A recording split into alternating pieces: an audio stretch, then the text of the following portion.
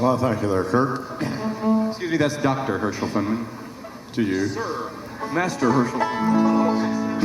Now, this next song is about a subdivision. It's called Stony Creek. It's out there where Barton Creek used to be.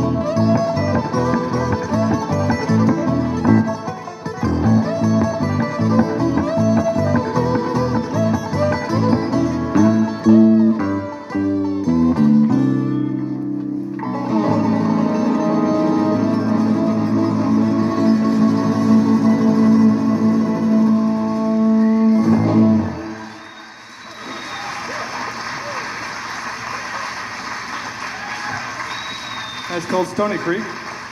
Tom Pittman on the banjo, Richard Bowden on the fiddle, and Conrad Dyson on lead guitar. And two other guys.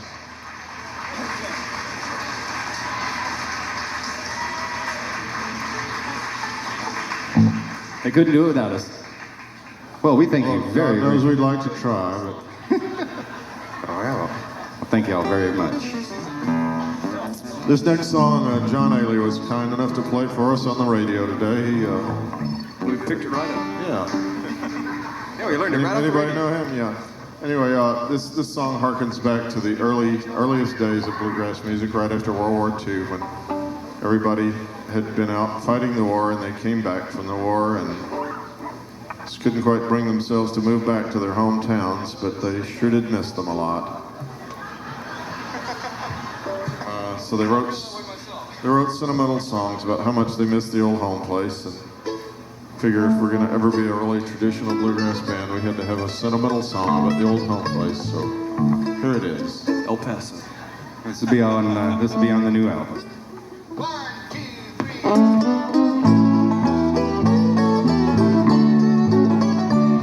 When life calls me to travel far and wide, thoughts of home are with me as down the road I ride. Up on the highest mountain or out on the deep blue sea, I can't forget my friends and family. There's no place on the planet quite the same. No matter how far out I go, play this worldly game, smell sweeter when far afield they blow. But back to where I came from I must go. To that godforsaken hellhole I call home. Always draws me back again wherever I may roam. As squalid as Calcutta, as decadent as Rome, that godforsaken hellhole I call home. When I see that welcome sign, I shed a tear. Why have I come back again? What am I doing here? Like a lifelong sentence without hope for parole, I can't escape these shackles on my soul. And that godforsaken hellhole I call home always draws me back again wherever I may roam. Farther out than Fargo, lonelier than Nome, that godforsaken hellhole I call home. I'll go to hell.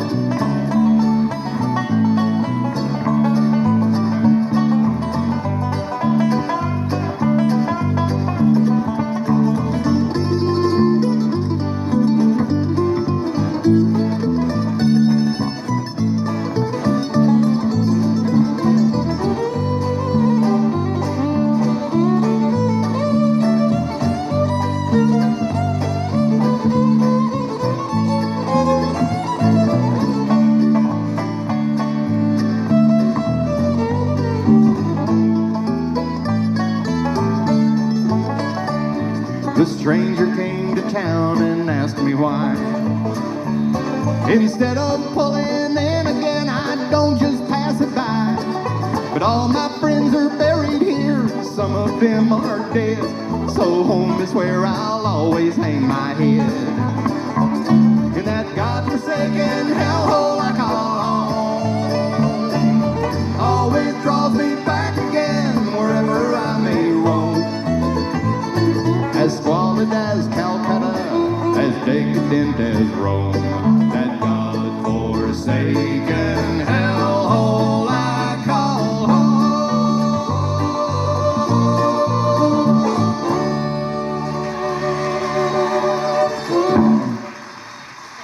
Oh, look at it. Thank you. Oh, you been there, huh? Thank you very much. You wrote that on the way to Lubbock. Thank you so much. Always. No, for me. Always with you and A couple of years ago, we went to see Trout Fishing in America play, and we were really impressed with the way that on almost every song they got the whole audience involved with the music. We thought we'd really like to do that. So we've got one song like that. And this is it. It's a song called The Cornhusker Refugee. The chorus goes, take me home to the flatlands, good old welcome Matlands, where the waving fields of wheat say, come back soon. And we'd ask you on the chorus to pretend to be a field of wheat,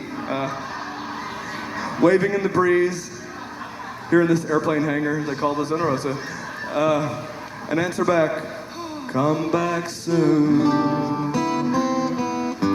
as the field of wheat itself would do if it were here. And on this middle chorus, we don't do the come back soon part. Instead, we do a little football snippet, I guess you'd say. A football A snippet? football snippet, yeah. What the hell are you talking about? That's something the trainer does. Well, that's only if he's through with a lineman, I guess. Yeah, it's a brutal business. So do something footballish at that point, like signal for a touchdown or bet on a game or something. Go out for a long one. Or lean over and pat somebody on the hiney. You could snip it, I guess. Snip it in the bud. Please don't. No, not here. Not now. Anyway, this is A song of loneliness and frustration and homesickness and wheat. and unabiding pain. Wow. Wow, man. A really depressing song, in other words. Yeah, it is, but let's dance our way through it. It's called The Old Cornhusker Refugee. 1, 2, 1, 2.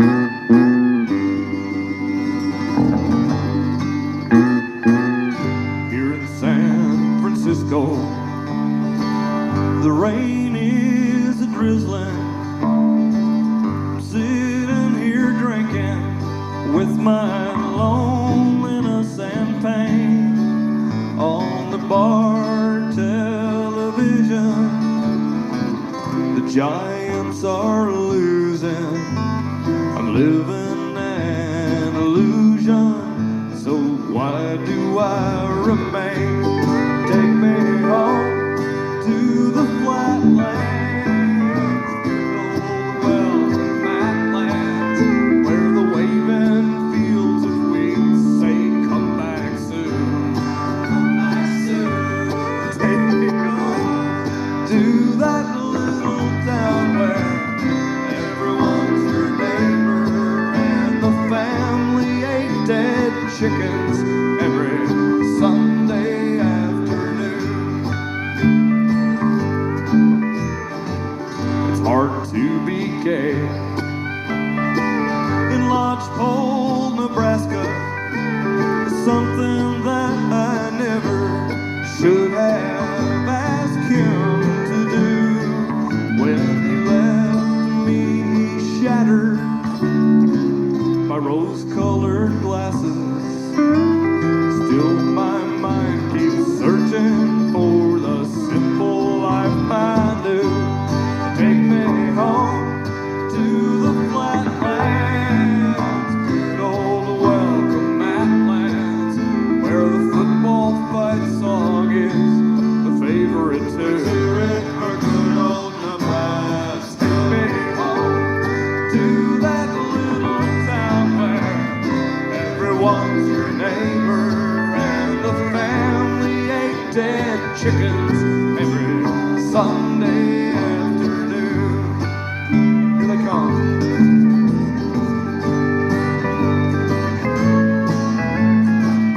The zombie chicken.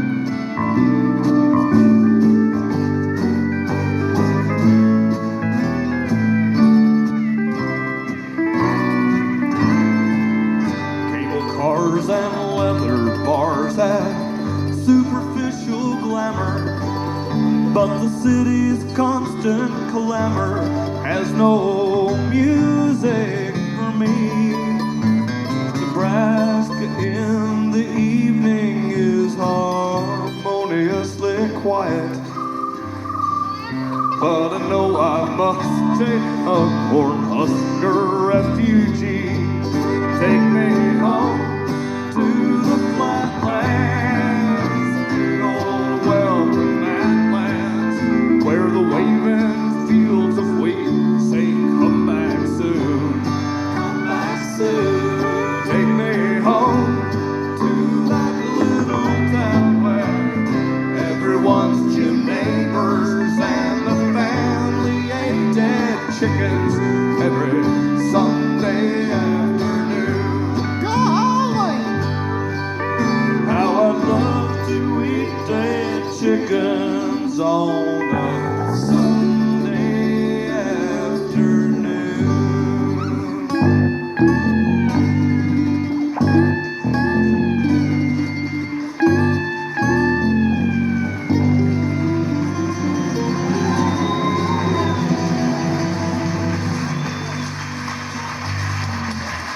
Thank you.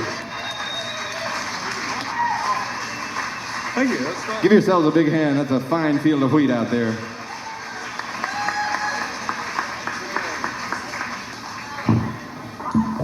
Beware of the reaper. He'll reap you off.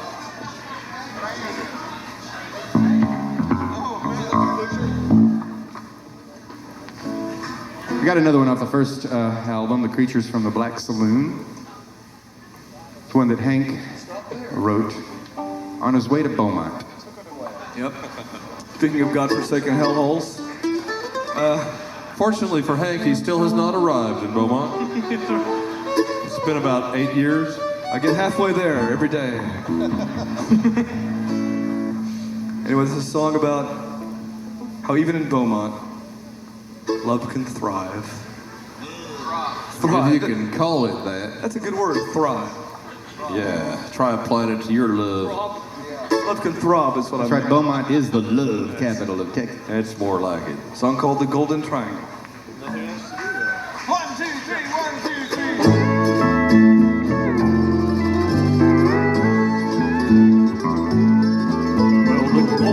was blowing those sweet petrochemical fumes. I was hauling a truckload of cattle through Texas in June. All the cattle were thirsty and calling for brew, and normally sober I wanted one too. I left I-10 at Beaumont to look for an open saloon. There we met, I felt passion grab hold of my heart. Face to face, we both knew it was love from the start.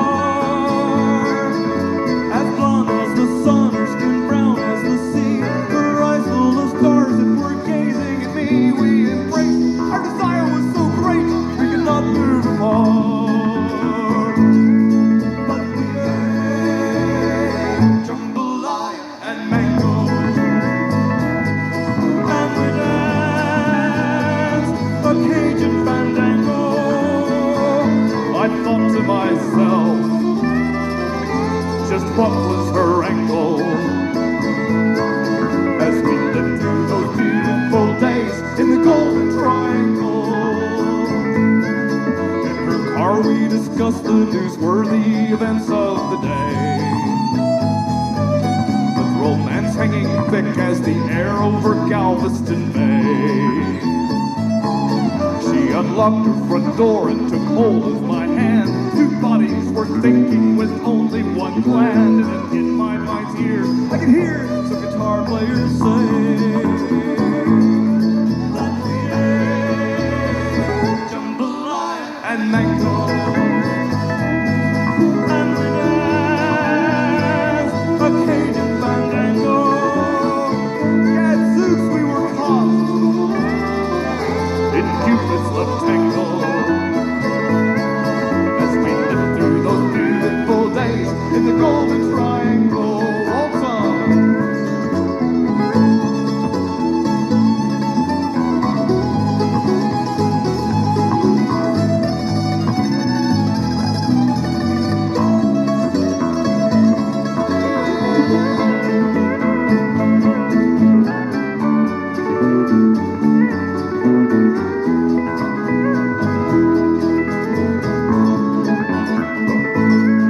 Came the day when I had to leave Beaumont again,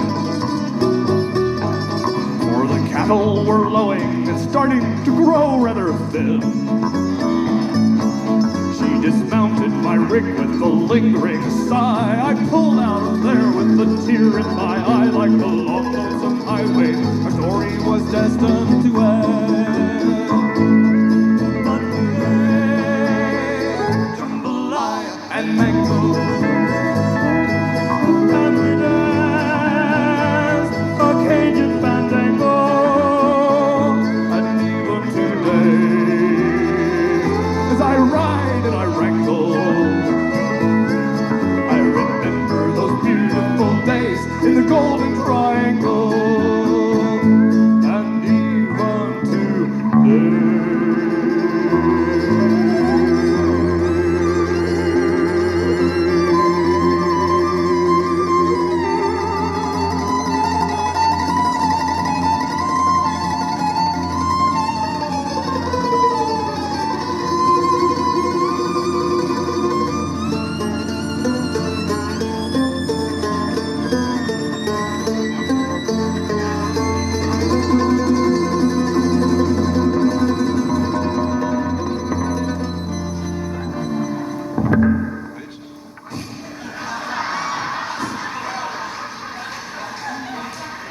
when my spurs jingle, I remember those beautiful days in the Golden Triangle.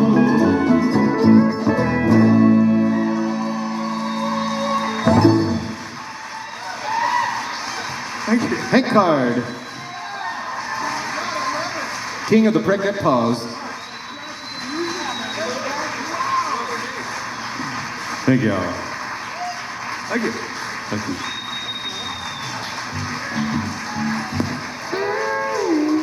Well, thank y'all so much. We've got another birthday number coming your way. So So does anybody else besides my wife have a birthday tonight? Uh-oh. Yeah, because this doesn't go out to her. Yeah. Oh, there they are. There they are. Okay, God. good. Oh, thank goodness. Some poor stranger back in the last row. You saved a marriage. Sorry, buddy. But you can still dance if you want. Well, are you wearing a pinkish tan sweatshirt, my old friend? Or is that just your belly hanging there?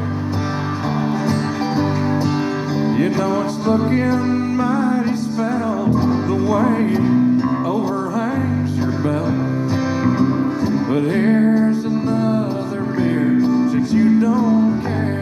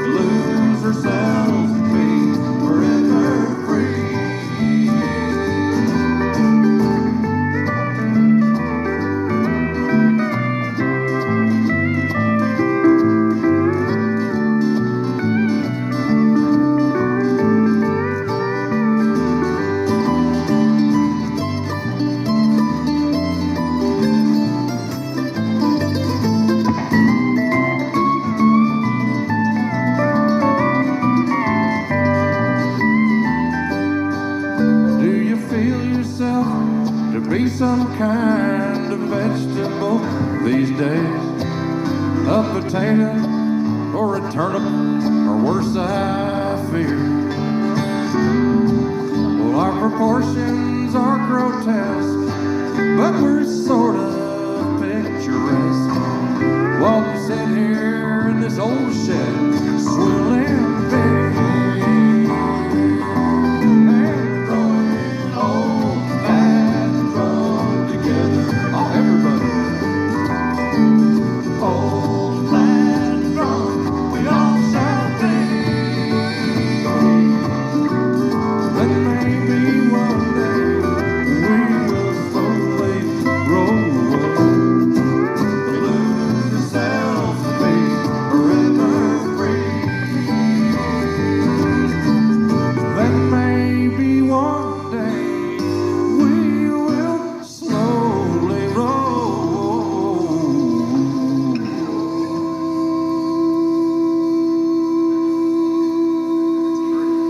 Kind of special, isn't it?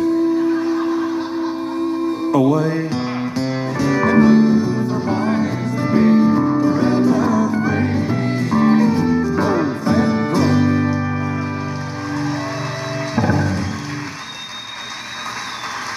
Thank you. Conrad Deisler. Torture master. Running out of breath there, Conrad. The old fat and drunk boys chorus. My left and your right. Thank you. Toothless men, but very kind. Who put that on the set list, by the way? We have no idea. I thought you did. Well, turning back to Dr. Herschel Fumman, our bluegrass engineer.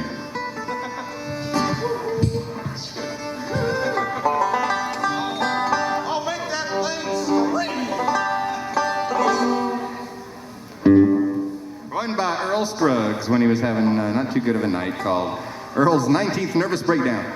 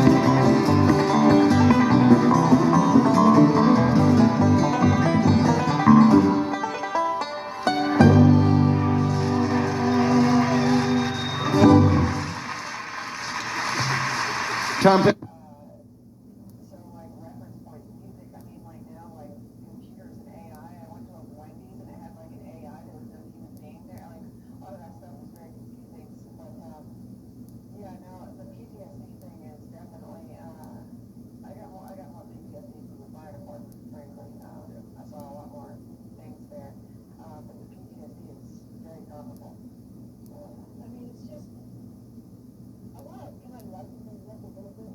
Sure. Only because I know your background so well. Can you talk about a certain celebrity that was in the next cell over in Tallahassee? Yeah, so I was housed with Ghislaine Maxwell. What was she like? And she must have a huge, security blanket, let's just put it that way, because she wasn't right. Yeah, I'm not really sure. She's very on her case. She won't talk about her case at all, but she's pretty nice. So she would hunt me down. She would like come find me, and she'd just start talking to me, and it's like as soon as she's around, like like I get real nervous. Like I'm like, okay, why? But I don't know. Well, I got that. I'm gonna air some laundry here, everybody, because like Donna said, we were talking to Jess once a week, usually on a Wednesday night. She would call in, and the first time, and you gotta remember that when we're talking to Jess on a prison line, she's not allowed to talk about other inmates. Okay. And we abided by all of those regulations all the time.